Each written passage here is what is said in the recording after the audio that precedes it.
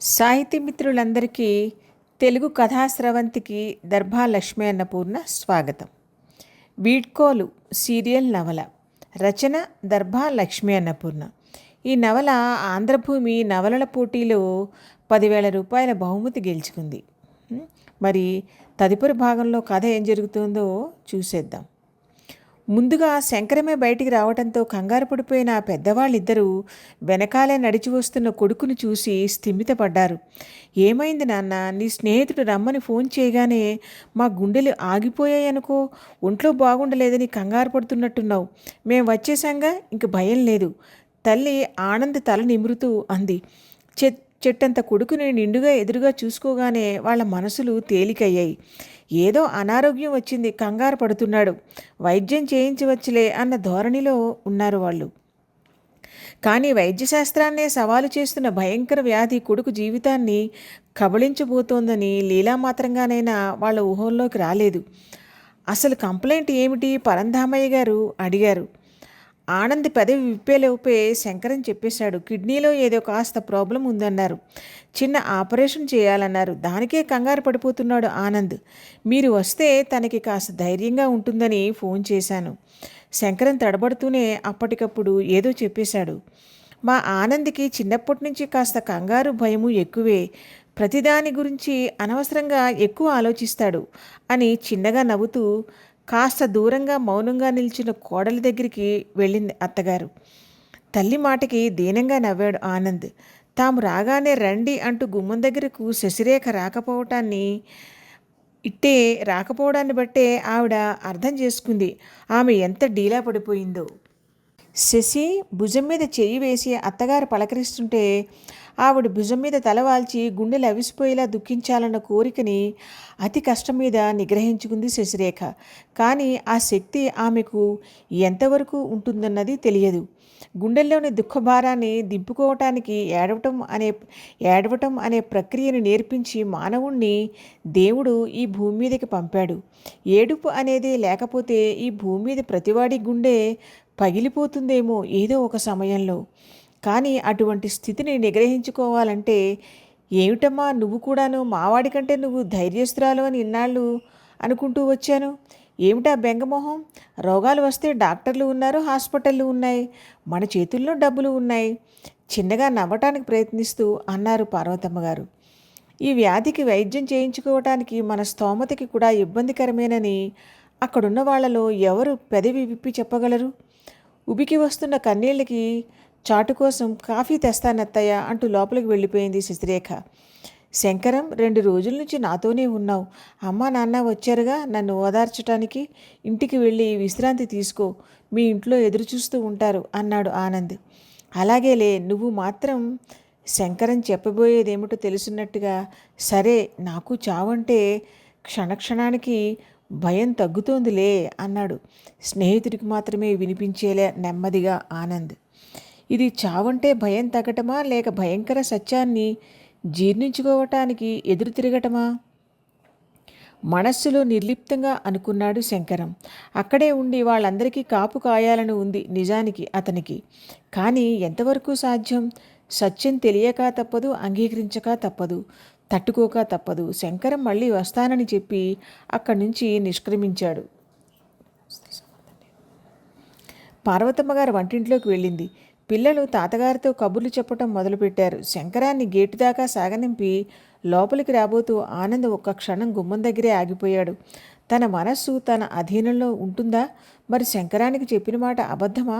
క్షణక్షణానికి తన మనస్సు మారిపోతోందా? ఇలా రా ఆనంద్, కొడుకుని పిలిచారు పరంధామయ్య గారు. వచ్చి తండ్రి ప్రక్కన కూర్చున్నాడు. మౌనముద్ర దాల్చిన కొడుకుని చూస్తుంటే ఆయనకి ఆశ్చర్యంగా ఉంది. ఏ హాస్పిటల్లో చూపించుకున్నావు? అసలు వాళ్ళు చెప్పింది ఏమిటి అన్నారాయన. ఏదో పేరు చెప్పారు నాన్న, మొత్తానికి కిడ్నీలో ట్రబుల్ ఉందట. ఎంత మామూలుగా చెబుదాం అనుకున్న ఆనంద్ గొంతు నీరసంగా పేలవంగా పలికింది. ఈ రోజుల్లో ఎన్ని రకాల రోగాలు పుట్టుకొస్తున్నాయో అన్ని రకాల వైద్యాలు పుట్టుకొచ్చాయి. ఒక ఎయిడ్స్కి, క్యాన్సర్కి తప్ప. నువ్వేం భయపడకు పరంధామయ్య గారు ఎంతో మామూలుగా అన్నారు. బ్రాకెట్లో రచయిత్రి మాట. క్యాన్సర్కు ఇప్పుడు వైద్యం ఉంది. ఎప్పుడూ ఆరోగ్యంగా ఉండే పిల్లలు కాస్త నలత చేసేసరికి కంగారు పడిపోయారు. వెర్రి పిల్లలు, తను పార్వతి వచ్చేశారుగా, ధైర్యం చెప్పి మళ్ళీ వీళ్ళని నవ్వించాలి అనుకుంటున్నారు ఆయన. కానీ ఆయన అన్నమాటకి చెర్నాకోలు దెబ్బతిన్నట్టుగా అదిరిపడ్డాడు ఆనంద్. తను తొందరలో చనిపోతాడన్న భయం కన్నా అసలు విషయం తెలిస్తే తండ్రి ఎంతగా షాక్ తింటారోనన్న దిగులు ఎక్కువైంది ఆనంద్కి. నువ్వు చూపించుకున్న హాస్పిటల్ పేరేమిటి అడిగారు ఆయన. ఆనంద్ పేరు చెప్పటానికి తటపటాయించాడు.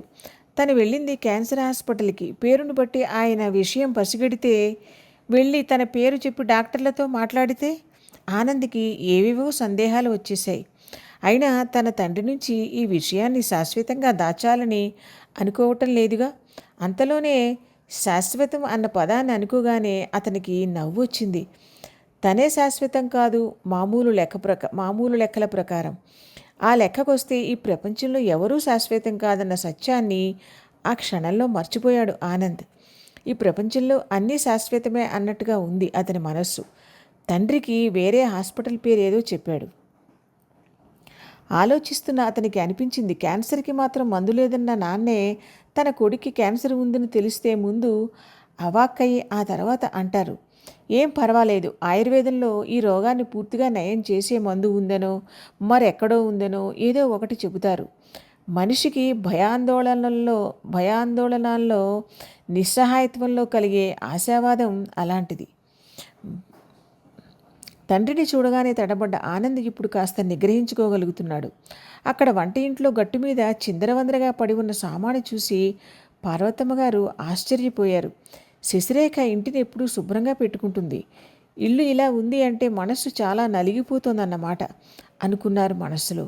అత్తగారు ఏవో ప్రశ్నలు వేస్తుంటే యాంత్రికంగా జవాబులు చెబుతూ కాఫీ వేడి చేసి కప్పుల్లో పోసింది శశిరేఖ. ఏ క్షణంలోనైనా బ్రద్దలవ్వబోయే అగ్నిపర్వతంలా ఉంది ఆమె మనసని కాస్త పరిశీలనగా ఆమె మొహంలోకి చూసిన ఎవరికైనా ఇట్టే తెలిసిపోతుంది.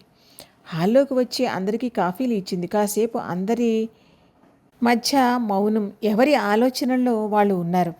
పిల్లలేమో అమ్మా నాన్న ఎప్పుడు బయటికి వెళ్తారా, ఇంట్లో రాజ్యం చేసిన భయంకర నిశ్శబ్దం గురించి చెబుదామా, అమ్మ అదే పనిగా కన్నీళ్లు పెట్టుకోవటం, నాన్న చాలా డల్గా ఉండటం గురించి చెబుదామా అని ఎదురు చూస్తున్నారు. ప్రస్తుత పరిస్థితి చూస్తుంటే అమ్మ తను ఏడిచిందనే విషయం నాయనమ్మ తాతయ్యలకి చెప్పలేదని వాళ్ళ లేత బుర్రలకి ఎలాగో అర్థం అయిపోతుంది. వాళ్ళు ఎదురు చూస్తున్న అవకాశం ఒక సాయంత్రం రానే వచ్చింది. పార్వతమ్మ గారు కోడలిని ఉద్దేశించి అన్నారు, నువ్వు ఆనందు కాసేపు అలా బయట తిరిగి రండి. దగ్గరలో 2-3 గుడులు ఉన్నాయిగా, ఏదో ఒక గుడికి వెళ్ళి రండి. మనస్సు కాస్త తేలిక పడుతుంది. నేను వచ్చానుగా, వంట పని నేను చూసుకుంటాను, పిల్లలు కూడా ఇంట్లోనే ఉంటారు అన్నారు. ఆ మాటకి ఆనందు శశిరేఖ ఒకరి మొహాలు ఒకరు చూసుకున్నారు. ఇద్దరి మనసులు బయటికి వెళ్ళే పరిస్థితిలో ఉన్నాయా? ఒకవేళ నిగ్రహించుకోలేక ఆ భగవంతుడి ముందు మోకరిల్లి కన్నీటి పర్యంతం అయితే వెళ్తానులేమ్మా ఎప్పుడో అని ఆనంద్ అడ్డు చెప్పబోయాడు. కానీ ఆవిడ ఒప్పుకోలేదు. ఉట్టుప్పుడు తిరగటం కాదు, ఇలాంటప్పుడే వెళ్ళాలి. మనస్సులో బాధ మంత్రం వేసినట్టుగా మాయం అయిపోతుంది. గుడికి వెళ్ళి అన్ని సమస్యలు పరిష్కారం అయిపోవాలని ఆ దేవుడికి దండం పెట్టుకుని రండి అందావిడ. అదిగో ఆ చివరి మాటలు శశిరేఖ మనస్సు మీద పనిచేశాయి. భగవంతుడు ఆవిడ నోటి మీదుగా పలికిస్తున్నాడేమో, నన్ను మొక్కుకోండి మీ కష్టాలు తీరుస్తానని. ఇటువంటప్పుడు భగవంతుడు తప్ప వేరే ఎవరు సహాయం చేయగలరు? ఎక్కడో అంతరంతరాల్లోంచి సూక్ష్మాతి సూక్ష్మంగా ఉన్న ఎవరో రెండో రిపోర్టు కూడా వ్యాధిని నిర్ధారిస్తుంటే భగవంతుడేమి చేయగలడే పిచ్చిదానా అని ప్రశ్నిస్తున్నట్టుగా అనిపించింది. భగవంతుడు తలుచుకుంటే ఏమైనా చేయగలడు. వేరే ఎవరి రిపోర్టు పొరపాటున మాకు ఇచ్చి ఉండవచ్చు. శశిరేఖ తనకి తనే సమాధానం చెప్పుకుంది. సరే వెళ్ళొద్దాం అంటే తప్పనిసరిగా లేచాడు ఆనంద్. పిల్లలు వాళ్ళ నిష్క్రమణ కోసం ఊపిరి బిగబట్టి ఎదురు చూస్తున్నారు. పూర్తిగా బయటికి వచ్చేసాం అనుకున్నాక అన్నాడు ఆనంద్ భార్యతో, ఇంకా నీకు ఎక్కడైనా ఆశ మిగిలి ఉందా అని. భర్తకేసి ఒకసారి చూసి మౌనంగా తల దించేసుకుందే తప్ప శశిరేఖ ఏమీ సమాధానం చెప్పలేదు. ఇద్దరూ మాత్రమే ఉన్నప్పుడు ఒకళ్ళ కళ్ళలోకి ఒకరు చూసుకోవడానికి కూడా భయంగా జంకుగా అనిపిస్తున్నట్టుగా మొదటిసారిగా అనుభవంలోకి వచ్చింది. తను అర్ధాంతరంగా వెళ్ళిపోతున్నందుకు ఆమె కళ్ళల్లో కదలాడే బాధని తను చూడలేడేమో. నన్ను పిల్లల్ని ఒంటరి వాళ్ళని చేసి వెళ్ళిపోతారా అని అతి దైన్యంగా ప్రశ్నిస్తే తను ఏం చెప్పాలి? మిమ్మల్ని అందరినీ విడిచి వెళ్ళాలంటే నాకు భరించలేనట్టుగా ఉంది. నీకెలా ఉంది అని ఆ కళ్ళు తనని ప్రశ్నిస్తాయేమోనని ఆమెకు భయం. ఇద్దరూ మౌనంగా నడుస్తున్నారు. ఇంట్లో పరిస్థితి మరోలా ఉంది. కొడుకు కోడలు అలా బయటికి వెళ్ళగానే వంటగదిలోకి వెళ్ళిన నాయనమ్మని కార్తీక్ చెయ్యి పట్టుకుని హాల్లోకి లాక్కు వచ్చాడు. నీకు తాతయ్యకి ఒక మాట చెప్పాలి, మళ్ళీ అమ్మా నాన్న వచ్చేస్తారు అన్నాడు. సరే అని చెప్పి పార్వతమ్మ గారు సోఫాలో కూర్చున్నారు. నాయనమ్మ, తాతయ్య, మీరు రాకముందు అమ్మ చాలా ఏడ్చింది. మీరు వచ్చారని చాలా కాముగా అయిపోయింది. కార్తీక్కి గుండెల్లో భారం దించుకున్నట్టుగా అయింది. అమ్మ ఎందుకో చాలా బాధపడుతోంది. ఆ బాధని నాయనమ్మకి కూడా చెప్పుకోవట్లేదని అర్థం అవుతోంది వాళ్ళకి. నాయనమ్మకి తనే చెప్పేస్తే అమ్మ బాధని నాయనమ్మ తీర్చేస్తుంది అని వాడికి ఎక్కడో ఆశ. వాడి మాటలకి పెద్దవాళ్ళిద్దరూ అయోమయంగా ఒకరి మొహాలు ఒకరు చూసుకున్నారు. తమకి తెలియకుండా వాళ్ళు ఏదైనా విషయం దాస్తున్నారా? వాళ్ళకి అనుమానం వచ్చింది. కానీ పిల్లల్ని ఎలా ఆరా తీయగలరు? నాన్నకి ఒంట్లో బాగుండలేదన్న విషయం పిల్లలకి ఎలా చెప్పడం? నాన్న అమ్మని ఏమైనా కోపడ్డా? అనునయంగా అడిగారు పరంధామయ్య గారు. అన్నాడు కార్తీక్. పక్కనే ఉన్న దీపం సగం అర్థమై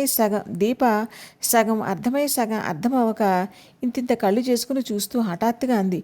అమ్మని పిక్నిక్ నుంచి తొందరగా తీసుకువచ్చేశారని ఏడ్చిందేమో. తన పద్ధతిలో పరిశోధన చేసి కనుక్కున్నట్టుగా అంది.